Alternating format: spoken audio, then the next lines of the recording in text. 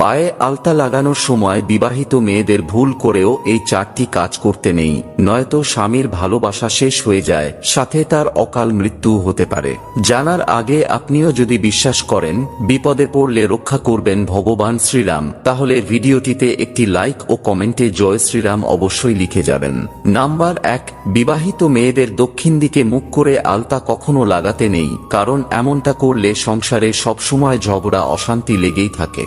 Number 2, বিবাহিত মেয়েদের শুধু আঙুলে নয় পুরো পায়েই আলতা লাগানো উচিত, কারণ এভাবে আলতা না লাগালে স্বামীর ভালোবাসা কমে যেতে থাকে।